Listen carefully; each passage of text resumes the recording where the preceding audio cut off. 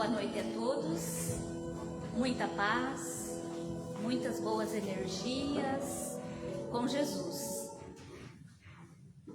Sejam todos muito bem-vindos à Casa de Francisco de Assis, de Amparo aos Necessitados. Aproveitamos também para cumprimentar os nossos irmãos que acompanham pelas redes sociais.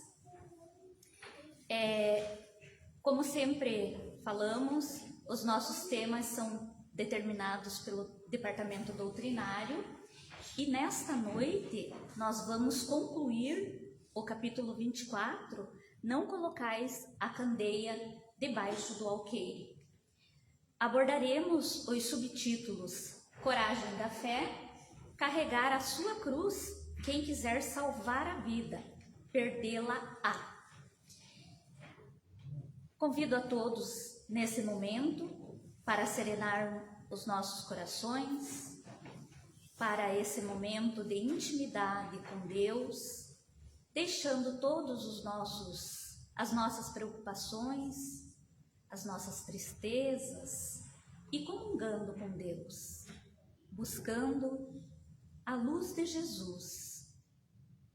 Neste momento, dizemos: Deus, nosso amoroso Pai, Jesus, nosso divino Mestre, aqui estamos para mais uma noite estudarmos um trechinho do Evangelho, das diretrizes que nos levará ao caminho de um mundo melhor, o caminho da regeneração planetária. Neste momento, rogamos por todos os nossos irmãos, encarnados e desencarnados, por todos aqueles que estão passando pelas provas, pelas dores físicas e pelas dores do espírito. Rogamos também por todos os nossos familiares, nossos amigos, enfim, Senhor, onde haja dor, que a sua luz se faça através do bálsamo, das lições do Evangelho e das vibrações de amor, de concórdia e de paz. Que assim seja. A nossa reflexão é muito propícia para o momento atual.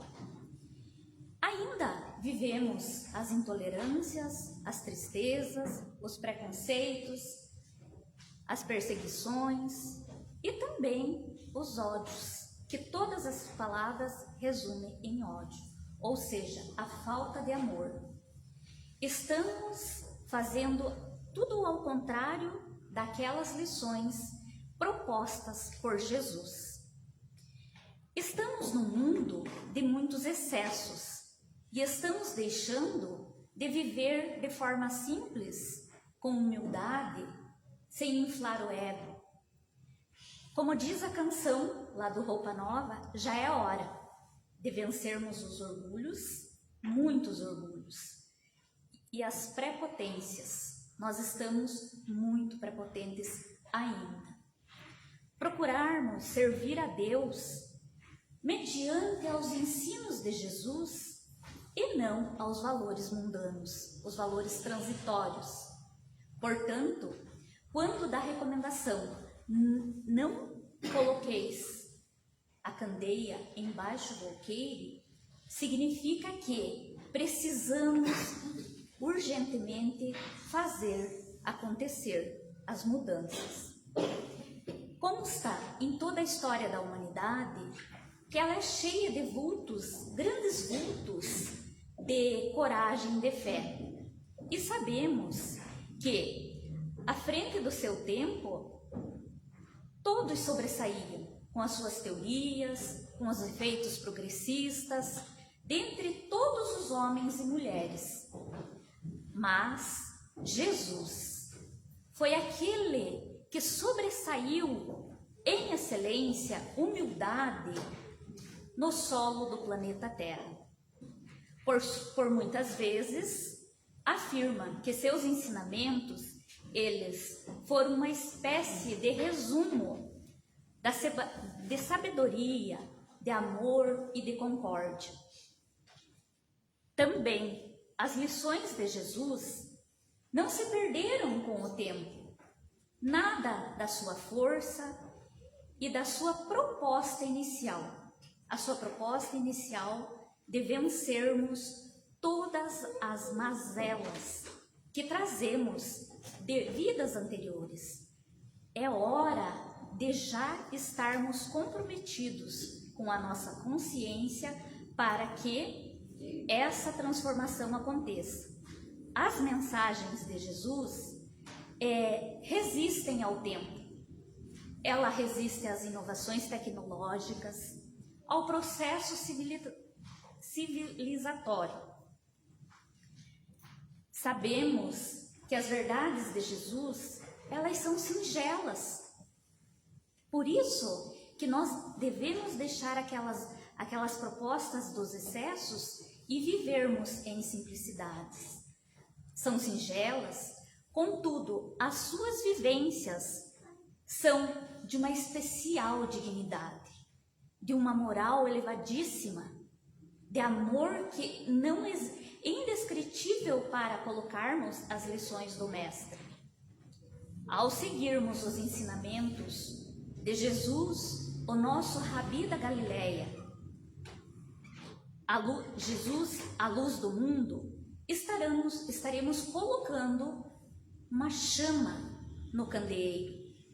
Assim, encontraremos o caminho para as vivências de dignidade através do Evangelho, das palavras de vida eterna.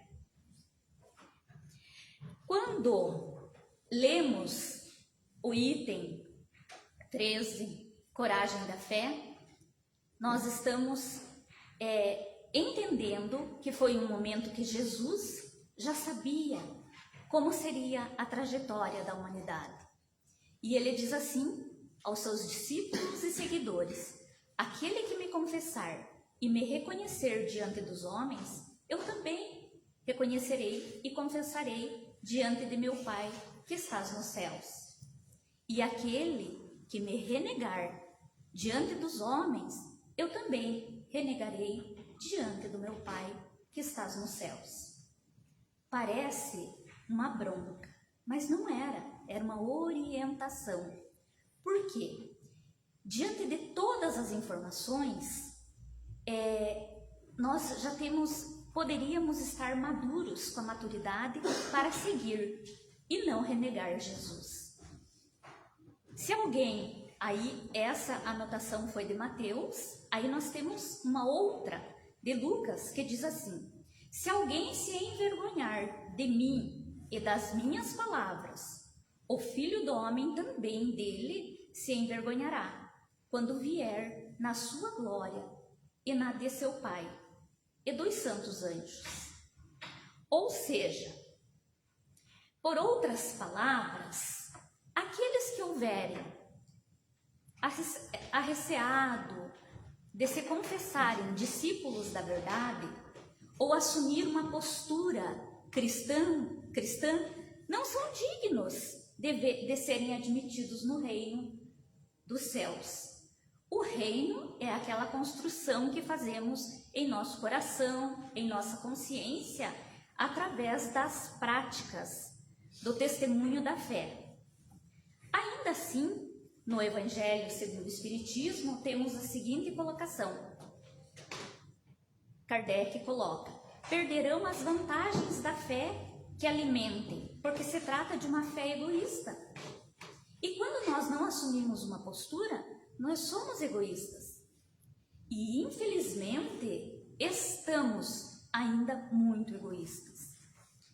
Porque, ocultando as nossas decisões, as nossas opções, as nossas coragens, nós traremos prejuízo neste mundo, ao passo que aqueles que, pondo a verdade acima dos seus interesses materiais, daqueles interesses transitórios, a proclamam abertamente, trabalham pelo seu próprio futuro e pelo futuro dos outros.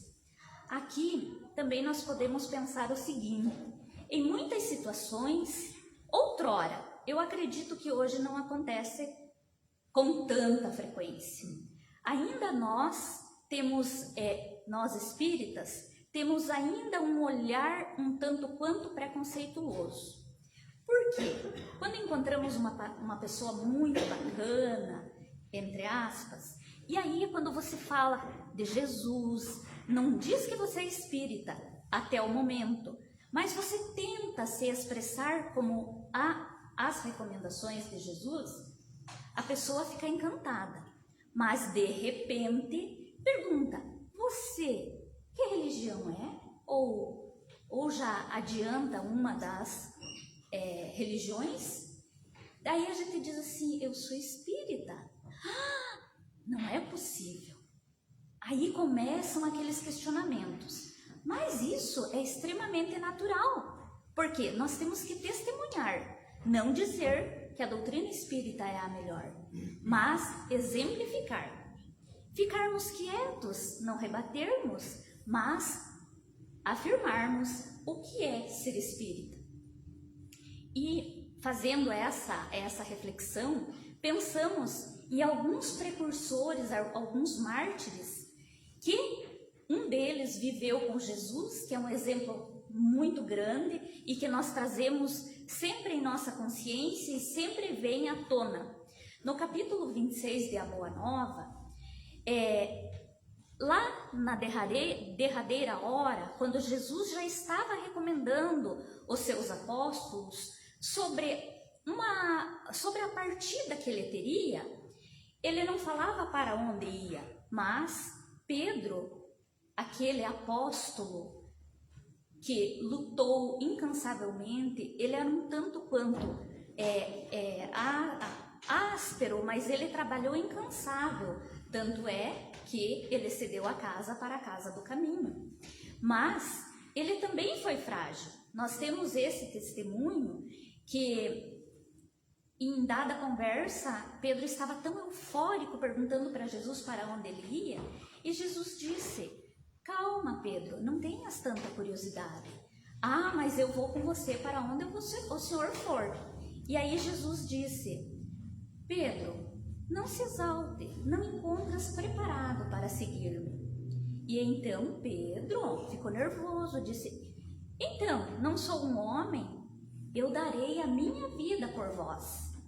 Mas Jesus disse: calma, Pedro, te afirmo que esta noite o galo não cantará, sem que tenhas negado 3 vezes. Sabemos dessa passagem, que ela é conduída, e Jesus ainda disse para Pedro: não te suponhas ingrato, tu não és ingrato ou indiferente aos meus ensinos, mas vais aprender que o homem do mundo é mais frágil do que perverso. Então essa é uma das situações de coragem da fé daquele que viveu com Jesus, e assim mesmo ele titubeou. Foram 3 situações. Primeiro, uma serva lá do império perguntou: tu não és o seguidor dele? Pedro disse: não. Estás enganada, não sou. Numa outra situação, alguém perguntou: você não é o seguidor do mestre de Cafarnaum? Pedro disse assim: não, não sou. E ainda mais, num outro momento em que Pedro já estava assim, preocupado: poxa, não soltaram Jesus ainda, então é grave, mas eu vou ficar quieto. De repente, alguém chegou para ele e perguntou.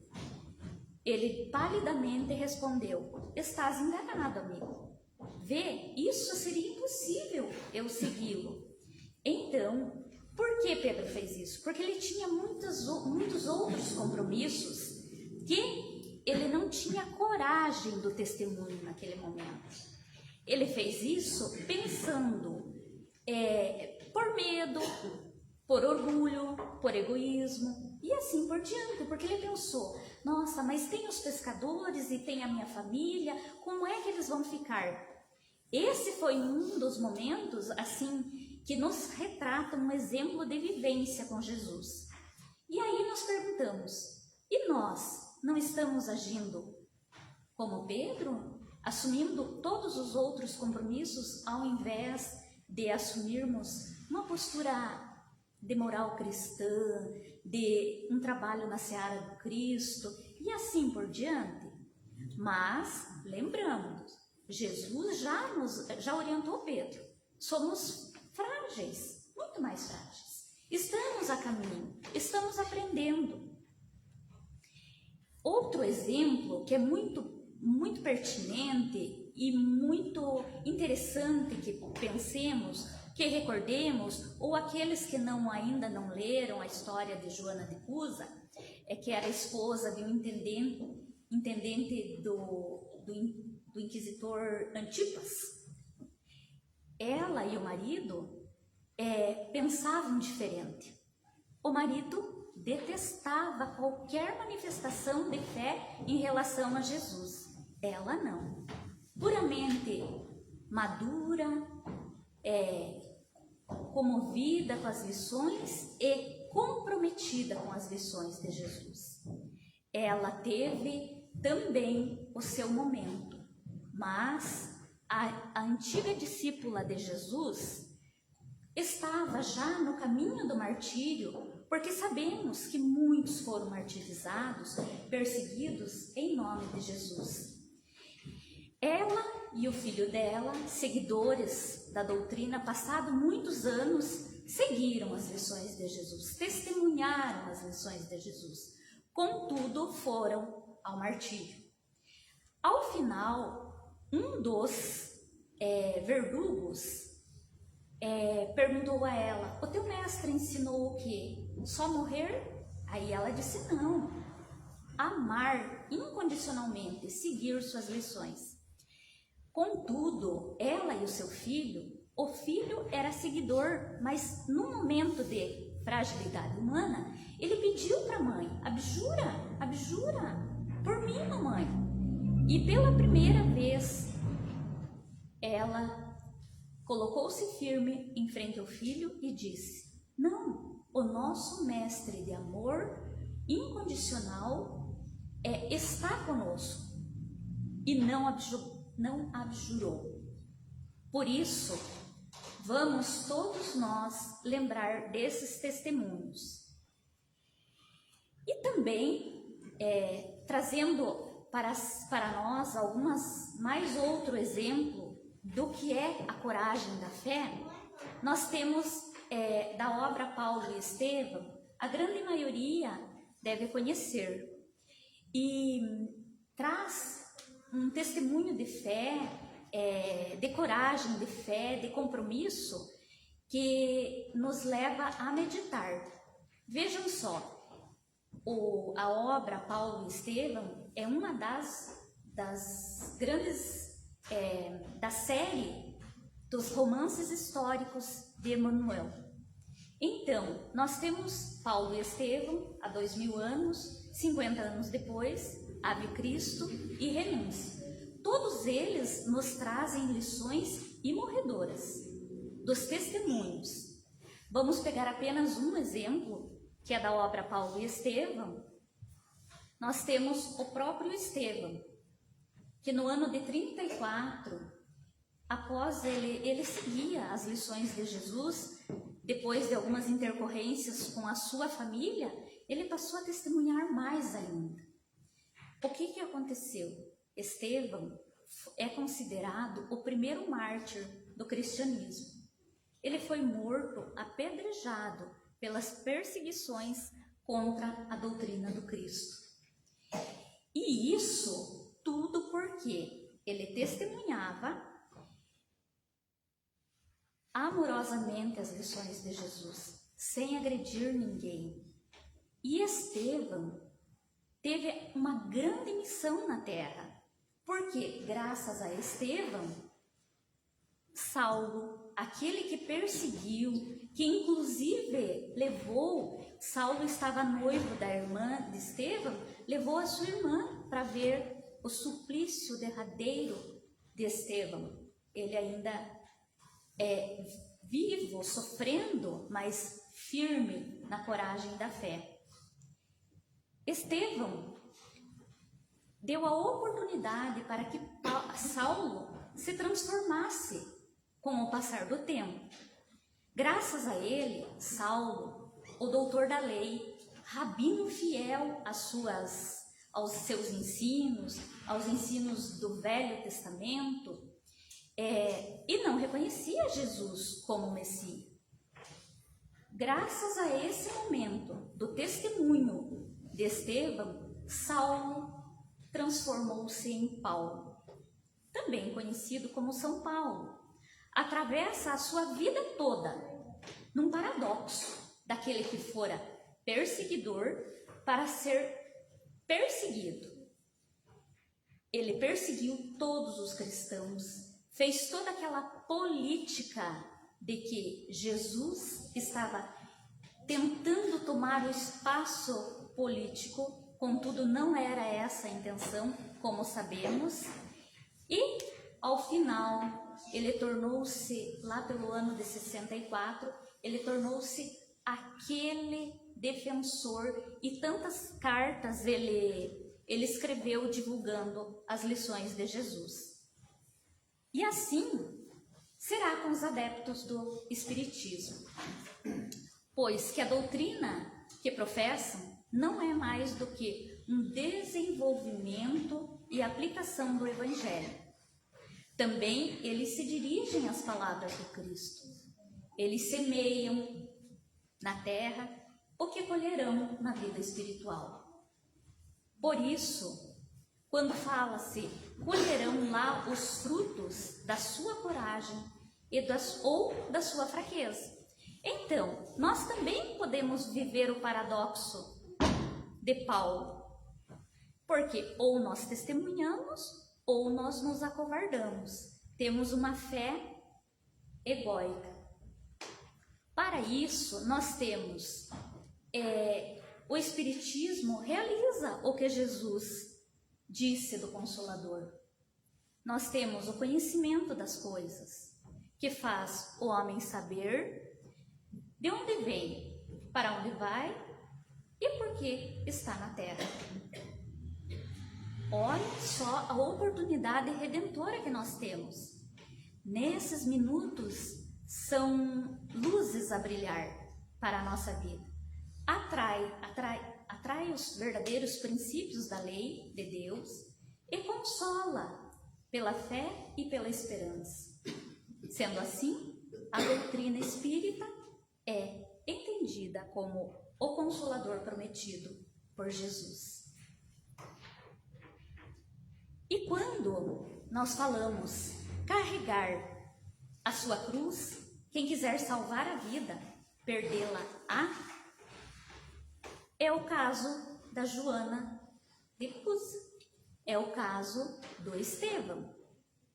Porque eles estavam carregando a sua cruz.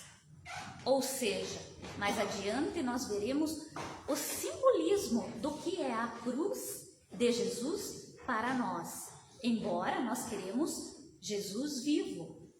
E é isso que nós temos em nossas consciências.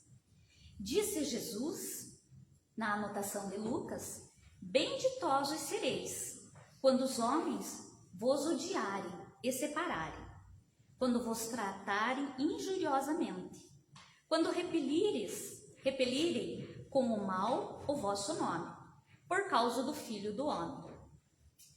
Rejubilai nesse dia e ficai em transportes de alegria, porque a grande recompensa vos está reservada no céu, visto que era assim que os pais deles tratavam os profetas. Então, nessa figura de linguagem, Jesus já está falando assim: prestem atenção, acontecerão muitas divisões, mas fiquem atentos, as lições já estão postas. No item 18, que também vai falar de como nós estamos carregando, aliás, como Jesus expôs chamou todos os seus discípulos e seguidores e numa conversa assim muito amorosa, ele disse assim: se alguém quiser vir nas minhas pegadas, renuncie-se a si mesmo. Tome a sua cruz e siga-me. Ele não quis dizer, carregue a sua cruz, siga as minhas pegadas. Porquanto, aquele que quiser salvar a si mesmo, egoisticamente, perder-se-á. E aquele que se perder por amor a mim e do Evangelho, salvar-se-á. Com efeito, de que serviria um homem ganhar o mundo e perder a si mesmo? Essas anotações foi feito através de Marcos, de Lucas, de Mateus e de João. Ou seja, todos os evangelistas, eles ficaram muito atentos, porque o que Jesus estava dizendo com siga as minhas pegadas. Se quiser vir a mim, siga as minhas pegadas. E muitas vezes a gente para e pensa assim: como suportar a nossa cruz? A cruz do Cristo é do exemplo, é do sacrifício, induzindo-nos à subida espiritual, nos domínios da elevação, do amor, da angelitude. Contudo, nós precisamos lembrar ainda que o símbolo da cruz é o mais marcante do cristianismo. Temos a tendência, evidentemente, de afastar o símbolo da cruz, mas por não fazer muito sentido, nós não queremos Jesus crucificado e ele não está, mas nós precisamos lembrar desse simbolismo. Porque o simbolismo nos retrata uma frase, uma parte da primeira carta aos Coríntios, escrito por Paulo. Vejam só o que ele escreveu: porque a palavra da cruz é loucura para os que perecem. Parece loucura, mas para nós que somos salvos, testemunhamos, é o poder de Deus. É muito interessante, e se parássemos somente com esse item da carta, nós teríamos uma palestra grandiosa, para esmiuçarmos os detalhes do que Paulo quis dizer, uma vez que ele estava determinado a testemunhar a coragem da fé. Para todos nós, já indo para a conclusão da nossa reflexão, é muito importante olharmos para a cruz como ela está no Evangelho, sem cultivarmos dores, sem masoquismos, sem sofrimentos, sem angústias, mas sim lembrarmos do contexto da sua representação no sentido espiritual. Porque Jesus, ele viveu aquele momento, mas ele não viveu momentos de agrura. Por quê? Ele teve sentimentos de extrema humildade, de perdão incondicional. Então não podemos culpar a cruz. Do amor imperecível, infinito, ágape, que todos nós, uma, outra e mais outra vez, já ouvimos falar desse amor que cobre multidões de situações e que, se nós estivermos ligados de fato com o amor que ele nos propôs, nós vamos ter uma melhora na psicosfera de todos os momentos. Jesus viveu também amor e disposição em sacrificar-se e doar-se pelos seus semelhantes, pelos irmãos, por todos aqueles. E também na derradeira obra, ele colocou ainda mais lições imorredoras. Pai, perdoa-os, eles não sabem o que fazem. Então, quando nós estamos nesse momento em que já temos algumas informações Graças a Deus, muitas. Elas já estão aqui para nós. Temos romances, temos obras básicas, temos o Evangelho e temos as exposições e temos assim uma série de oportunidades para refletirmos juntos. Por que refletirmos juntos? É um monólogo. Enquanto eu falo, cada um de vocês está pensando, eu vou chegar em casa e vou ver essa obra, eu vou buscar mais informações. Eu tenho certeza que acontece isso. Então, suportar a nossa cruz jamais será maldizê-la ou lamentá-la, e sim acolher os imperfeitos como ainda somos perante Deus, porque estamos imperfeitos. Já é hora de modificarmos, mas procurando por todos os meios justos de melhorarmos e burilarmos sempre, avançando sempre, mesmo que vagarosamente. Não vamos desesperançar, sempre a esperança. Vamos avançando, milímetro por milímetro, nos caminhos da ascensão da vida eterna. Lembrando que os seguidores de Jesus Cristo são os discípulos da verdade. E lembrando também que as lições, elas não devem ser guardadas, elas devem ser ensinadas, sem orgulho e sem egoísmo, como fez o nosso Mestre Jesus. Queridos irmãos, então, a nossa reflexão chega ao seu final com muita alegria de falarmos de como nós vamos testemunhar a coragem da fé e de como nós vamos colocar o candeeiro em cima do alqueire. Muito obrigada pela atenção de todos. Vamos passar para a nossa prece e em seguida receberemos as energias do passe.